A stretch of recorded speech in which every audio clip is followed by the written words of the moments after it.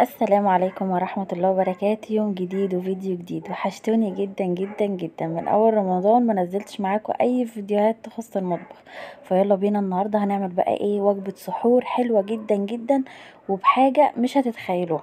طبعا المكونات اللي انتوا شفتوها دي، يبقى انا كده هعمل بيتزا.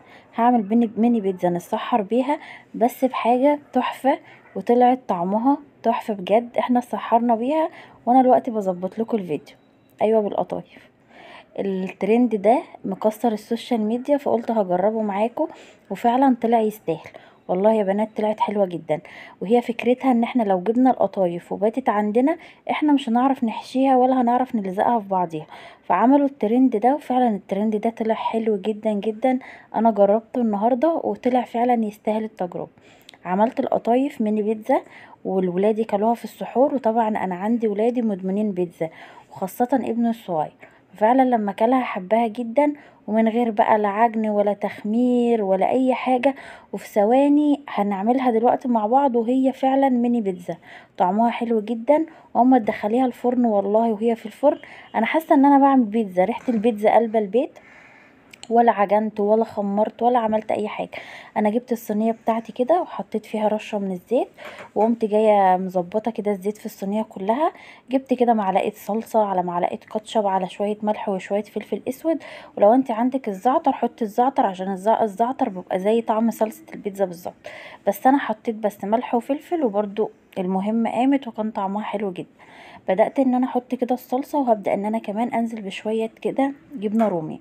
ما كانش والله عندي جبنه موتزاريلا وقلنا ان احنا هنسحر بيها، فانا هعملها بالجبنه الرومي بس.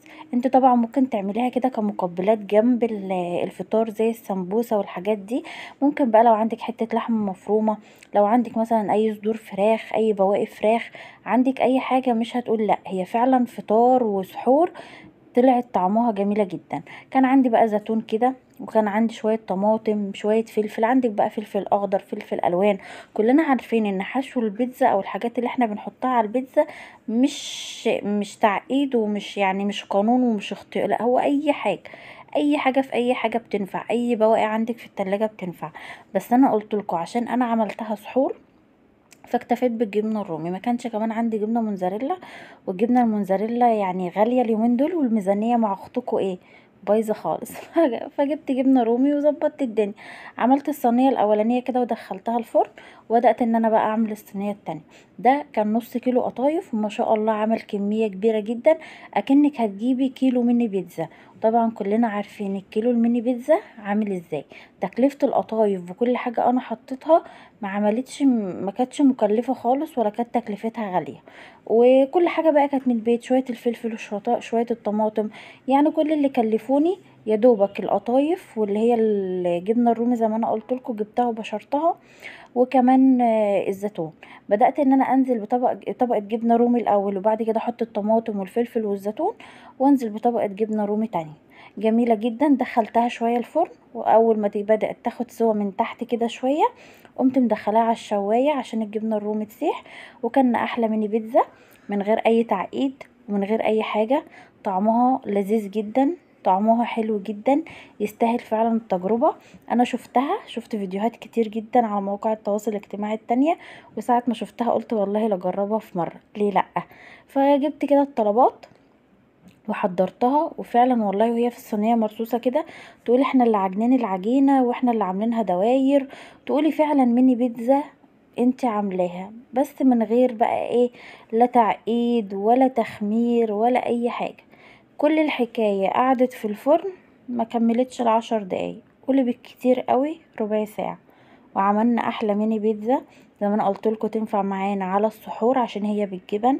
ولو انت عايزاها كمقبلات زي السمبوسه جنب اي اكل ولا اي حاجه، ممكن نعملها حشوه مثلا حته لحمه مفرومه متبقيه، سجق، سوسيس. لو مثلا عندنا فراخ متبقيه ممكن نعملها كده نفرمها في الكبه، ونعملها كده زي عصاج اللحمه المفرومه، وهنستغله وهنعمل باي حاجه جميلة. جربوها عن تجربة، عشان فعلا انا لما جربتها انبهرت بيها. انا ما كنتش مصدقة النتيجة، بس نتيجتها حلوة جدا. بقول لكم انا عندي مدمنين في بيتزا في البيت، ولما كلوها فعلا اتسحروا بيها. مشبعة جدا وطعمها حلو جدا. ما خدتش وقت خالص يا بنات، تستاهل التجربة. وطبعا لو في جبنه موتزاريلا هيبقى المطه اكبر من كده.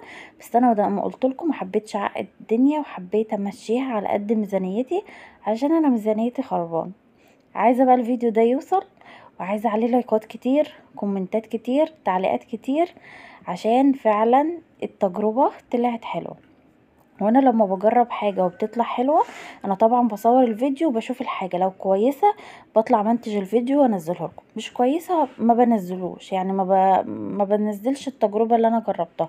بس فعلا حلوة، هي كانت سخنة، انا كنت عايزة اوريكم مطة الجبنة، بس فعلا كانت سخنة جدا. احنا كنا طلعناها من الفرن كده، ولادي كان ورايا، كانوا اللي بيطلعوا عايزين ياكلوه من كتر ما هي الريحة كانت قلبة البيت، وشكلها كان حلو، وطعمها كان حلو.